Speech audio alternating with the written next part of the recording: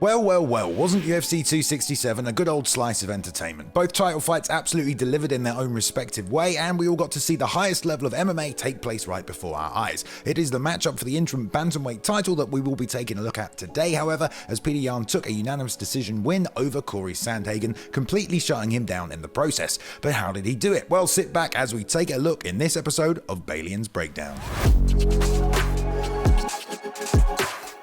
Hello everybody, thanks for joining me. Welcome back to another episode. Hope you're ready for this one. Super technical fight between two elite strikers. We're going to jump straight into the action. Let's go straight to the keys to victory for Jan in this one. I'm going to break all of these down for you in more detail as we get through the video, but just so we know from the get-go, number 1 key to victory, win the lead hand battle. Number 2, use kicks on the brakes, and number 3, step through with his punches. So let's take a look at those and much more as we break this thing down. So we're going to start with the first key to victory here, what I actually mentioned, the hand fighting, the hand battle. Now, in this contest, it was very, very technical. Both guys switch stances all the time, but the lead hand battle is really what Cory tried to establish, tried to probe with, and tried to use to set up a bunch of his combinations. And that can only occur when both guys are in the opposite stance. So in this case, one in southpaw, one in orthodox. Cory uses it to probe and try and establish some offense, and Jan eventually tries to make counters off it. So a classic example here in the first round, Cory has been probing with it. Right here, throws a little shift here, very Dominic Cruz style, comes back in,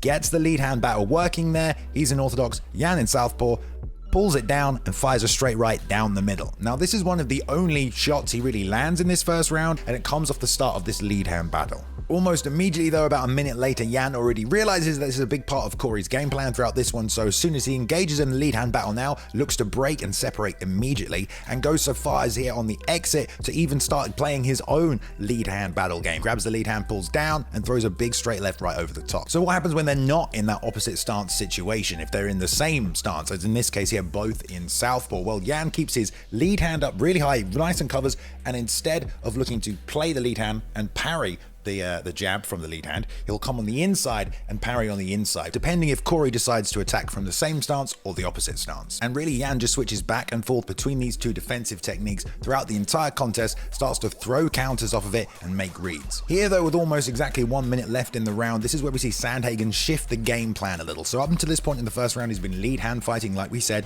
or just trying to pour with the jabs. Now he abandons that game plan entirely, steps way out of range and starts to circle around the whole of the octagon here. If you look at the placement of the monster logo for reference, he's on the right hand side of it, and he walks all the way around to the top right hand corner, the top side of it, and then the top left hand corner. The camera switched here, but Cory has just pulled him all the way around. He's finally got him to sit in front of him, plants his feet, throws a little shift again, and this time steps from orthodox into southpaw, and now throws a straight left right down the middle. So what does Jan do? Almost immediately starts to make reads. Cory here again plants the feet, fakes, throws a straight. This time though, Jan on the exit frames off, and we get onto key to victory number 2, throws this big body kick here on the break as Cory's circling away, and these start to accumulate as well as we move into the second round. And right at the start of the second round here, the first thing Jan does is throw that big body kick straight away. So if Cory starts to play the range battle, the kicks come, if he comes back on the inside, it's back to the parrying, it's back to the hand fighting. And so still in the second round, opposite stance, it's back to the hand fighting with the lead hand. Jan here though making the adjustment, grabbing both the wrists of Cory, trying to take that side of the game away as well.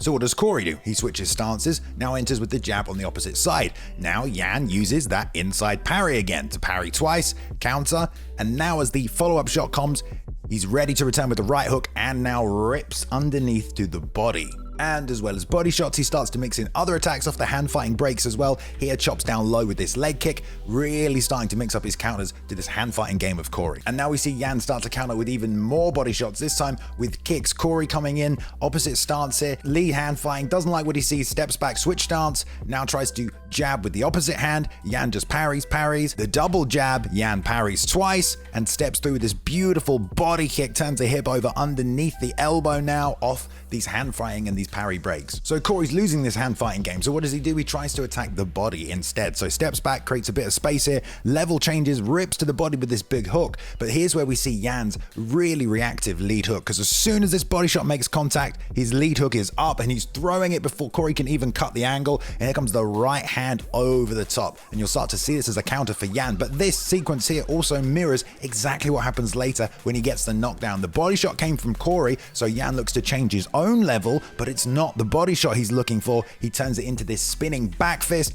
which lands, and then he follows up with a left hand here, which is the benefit again from Yan being able to just switch on a dime, southpaw orthodox. He can do things like this. Then we see more bodywork from Cory, goes down low, but the big reactive hook immediately from Yan comes up, the left hand, overswings, and what does he do? Exactly the same thing, goes into the spinning back fist, and the other left hand comes through and gets the knockdown. But Cory went to the body, Yan comes back with the level change into the spinning back fist again. And now we're later in the fight. Yan has already made all these reads with the lead hand fighting, the inside parries, he's countering to the body, he's countering with kicks now, and now he brings the third key to victory into it. He starts to step through on his punches to close that distance that he was having trouble connecting with earlier, and you'll see this a lot in this 4th and 5th round. Left straight steps through, lands lead foot now in orthodox, throws the right straight, steps through, now lands again in southpaw, and Cory's just going back in a straight line, and Yan's just able to move forward, cover distance, and still land these punches. And again, one more time here in the final round,